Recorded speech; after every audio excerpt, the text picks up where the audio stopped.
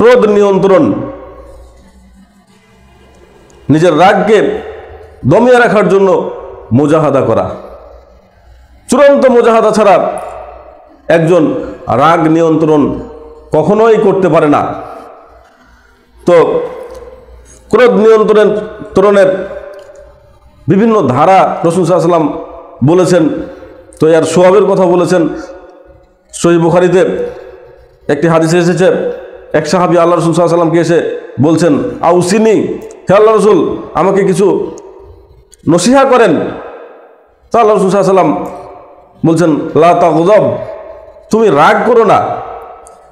আল্লাহ রাসূল সাল্লাল্লাহু আলাইহি ওয়াসাল্লামকে সে বারবার বলছেন, আমাকে নসিহা করুন। আল্লাহ রাসূল বারবার একটাই নসিহা করছেন যে লা তাগযব, তুমি রাগ করো না। আরও বর্ণনা এসছে যে আমাকে জান্নাতে আমলের কথা বলুন। আল্লাহ রাসূল সাল্লাল্লাহু আলাইহি ওয়াসাল্লাম বলছেন, লা তাগযব, তুমি রাগ করো না। তো এই যে রাগ না করাটা, এটা একটি জান্নাতি আমল। তো এই রাগ না করার জন্য কিন্তু এই মুজাহাদা ছাড়া এই আমল করা যায় না। তো রাগ যদি চলে আসে তাহলে করণীয় কি করতে হবে? রাসূলুল্লাহ সাল্লাল্লাহু আলাইহি ওয়াসাল্লাম এর ধারা বর্ণনা করেছেন। আবু যার রাদিয়াল্লাহু তাআলা আনহু থেকে বর্ণিত, তিনি বলছেন, রাসূলুল্লাহ সাল্লাল্লাহু আলাইহি ওয়াসাল্লাম বলেছেন, ইযা গাযিবা আহাদুকুম ওয়া হুয়া কায়িমুন, তোমাদের মধ্যে কেউ যদি দাঁড়ানো অবস্থায় রাগান্বিত হয়, রাগ যদি তার দাঁড়ানো অবস্থায় চলে আসে, তাহলে ফালিয়াজলিস, সেজন্য বসে যায়। রাগ উঠেছে, রাগ উঠার সময় দাঁড়িয়ে থাকা অবস্থায় যদি রাগ আসে, তাহলে রাসূল সাল্লাল্লাহু আলাইহি ওয়াসাল্লাম বলছেন, ফালিয়াজলিস, সেজন্য বসে যায়। ফাইন যাহাবা আনহুল গাযব, রাগ যদি চলে যায় বসে যাওয়াতে, তাহলে চলেই গেল। ওয়া ইল্লা, যদি বসার পরেও যদি রাগ না যায়, তাহলে ফালিয়াজতাজি, সেজন্য শুয়ে যায়। তো এখন দেখেন রাসূল সাল্লাল্লাহু আলাইহি ওয়াসাল্লামের নির্দেশ, এখানে আমরের সিগা, আদেশ সুযোগ যে বাক্য রাসূল সাল্লাল্লাহু আলাইহি ওয়াসাল্লাম ব্যবহার করেছেন। তা আমরা এই আমল করা কি আমাদের পক্ষে সম্ভব? আমল করা সম্ভব যদি আমরা এই আমলের প্রতি আমরা মুজাহাদা করি। এখন ধরেন একটা বাজারের মধ্যে বা কয়েকজন মানুষ আছে, সেখানে একজনের সাথে আমার বাকবিতণ্ডতা হলো, তার সাথে রাগারাগি হলো, আমার রাগ উঠেছে, আমি যদি সেখানে বসে যাই, রাগ না যাই, শুয়ে যাই, তাহলে কিছু মানুষ আছে না বুঝে বলে, এই যে কাপুরুষ বসে গেল। তো এই কাপুরুষ গুণ আমি তো নিতে চাই না। এই জন্য তো আমি আরও কিন্তু এই যে রাগার জন্য কিন্তু আমি ব্যতিব্যস্ত হয়ে পড়ি। রাগ কিন্তু শয়তানের পক্ষ থেকে আসে। অতএব এই রাগ দমনের প্রতি মুজাহাদা করতে হবে। কে কি বলল, আমাকে কাপুরুষ বলল কি সুপুরুষ বলল, এটা আমার ধর্তব্য নয়। রাসূল সাল্লাল্লাহু আলাইহি ওয়াসাল্লামের নির্দেশ, রাগ উঠলে ধৈর্য ধারণ করতে হবে। রাগ দমনের জন্য যে নীতি দিয়েছেন, দাঁড়ানো অবস্থায় রাগলে বসে যেতে হবে, বসা অবস্থায় শুয়ে যেতে হবে। এখন এই আমল করা তো মুজাহাদার ছাড়া সম্ভব নয়। আমাদের কিন্তু জিনিসটা লক্ষ্য রাখতে হবে, কেউ যদি এই আমল করে, রাগের সময় বসে যাই, শুয়ে যাই, আমরা তাকে কখনো হেই প্রতিপূর্ণ করে কাপুরুষের বলবো না। আমরা সেটাকে রাসূল সাল্লাল্লাহু আলাইহি ওয়াসাল্লামের হাদিসের প্রতি আমল করছেন, তিনি একজন আবেদ, ইবাদত করছেন, এটা কিন্তু ধরবো। তো বিশেষ করে আরেকটা বিষয়, যে মানুষ মনে করে যে রাগের সময়তে যদি কাউকে ধরাশায়ী করতে পারে, সেই মনে হয় বেশি বড় বীর বাহাদুর। রাসূলুল্লাহ সাল্লাল্লাহু আলাইহি ওয়াসাল্লাম সাহাবীদেরকে একবার জিজ্ঞাসা করলেন যে তোমরা কাকে বেশি বীর মনে করো?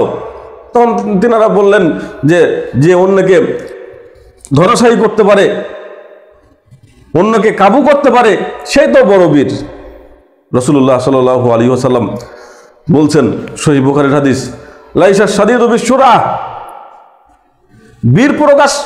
বীরত্ব প্রকাশ কিন্তু এই কাউকে কাবু করার দ্বারাতে পাই না, কাউকে ধরাশায়ী করার দ্বারাতে, কাউকে আছাড় দিয়ে ফেলে দেওয়ার দ্বারাতে কিন্তু সে তার যে বীরত্ব সেটাতে প্রকাশ পায় না। ইন্নামা শাদীদুল্লাযী ইয়ামলিকু নাফসাহু ইনদাল গাযাব, সেই তো প্রকৃত বীর, সেই তো বড় বীর, যে ক্রোধের সময়, যে রাগের সময় নিজেকে নিয়ন্ত্রণ করতে পারে, নিজের রাগকে দমন করতে পারে, সে হচ্ছে প্রকৃত বীর। এবার লক্ষ্য করুন, আমার আপনার দাবি, সাধারণ মানুষের দাবি যে অন্যকে কাবু করতে পারা, অন্যকে ধরাশায়ী করতে পারা সেই বড় বীর। আর রাসূল সাল্লাল্লাহু আলাইহি ওয়াসাল্লাম বলছেন না, যে রাগ দমন করতে পারে, ক্রোধ দমন করতে পারে, সে বড় বীর। আপনি কোনটাকে বড় বীর ধরবেন? অবশ্যই রাসূলুল্লাহ সাল্লাল্লাহু আলাইহি ওয়াসাল্লাম যাকে হিরো বলেছেন সেটাই হচ্ছে প্রকৃত বীর। মানুষ যাকে হিরো বলল সেই হিরো নয়। অতএব রাগ দমনে আমরা বীরত্ব প্রকাশ করি। আমরা মানুষের যে উস্কানিতে পড়ে আমরা নিজেকে বীরত্ব প্রকাশ করতে গিয়ে রাসূলুল্লাহ সাল্লাল্লাহু আলাইহি ওয়াসাল্লামের যে আদেশ রাগ দমনের ক্ষেত্রে, এবং এটি যে একটি বড় আমল, রাসূলুল্লাহ সাল্লাল্লাহু আলাইহি ওয়াসাল্লাম বলেছেন, কেউ যদি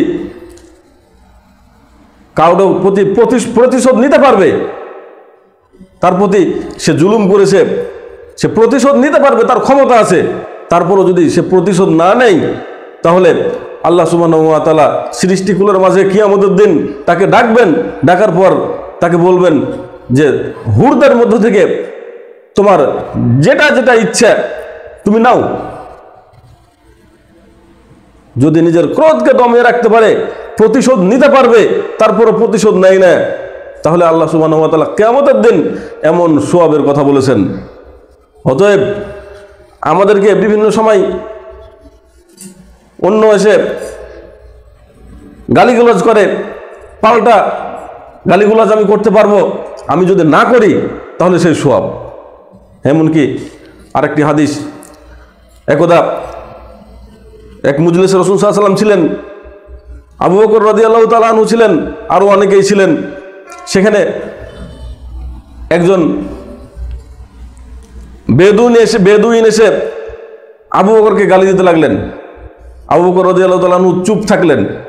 দ্বিতীয়বার আবার গালি দিল, আবু বকর রাদিয়াল্লাহু তাআলা আনহু চুপ থাকলেন। তৃতীয়বার যখন গালি দিয়েছে, এবার আবু বকর রাদিয়াল্লাহু তাআলা আনহু প্রতিশোধ নিলেন, নিজে তখন তার জবাব দিলেন। এই অবস্থা দেখে রাসূলুল্লাহ সাল্লাল্লাহু আলাইহি ওয়াসাল্লাম মজলিস থেকে উঠে চলে যাচ্ছেন। আবু বকর রাদিয়াল্লাহু তাআলা আল্লাহ রাসূলকে বলছেন, আপনি কি আমার মাঝে এমন কিছু দেখলেন? আমার প্রতি আপনার কোনো রাগের কোনো বিষয় হলো নাকি? রাসূলুল্লাহ সাল্লাল্লাহু আলাইহি ওয়াসাল্লাম বলছেন যে সে লোকটা যখন তোমাকে গালি দিচ্ছিল, তুমি যখন চুপ ছিলা, একজন ফেরেশতা তোমার পক্ষ নিয়ে তাকে জবাব দিচ্ছিল, তার কথাগুলোকে মিথ্যা প্রতিপন্ন করছিল। যখন তুমি জবাব দেওয়া শুরু করলা, ফেরেশতা চলে গেল।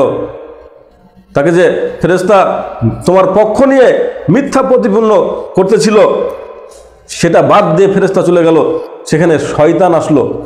তুমি যখন প্রতিশোধ নিতে লাগলা, পাল্টা যখন তুমি তাকে করলা, প্রতিশোধ নিলা, তখন ফেরেশতা চলে গেল, সেখানে শয়তান আসলো। আর শয়তান যেখানে এসেছে আমি সেখানে নাই। তাই রাসূলুল্লাহ সাল্লাল্লাহু আলাইহি ওয়াসাল্লাম উঠে চলে যাচ্ছেন। এখান থেকে আমরা কি শিক্ষা পাচ্ছি?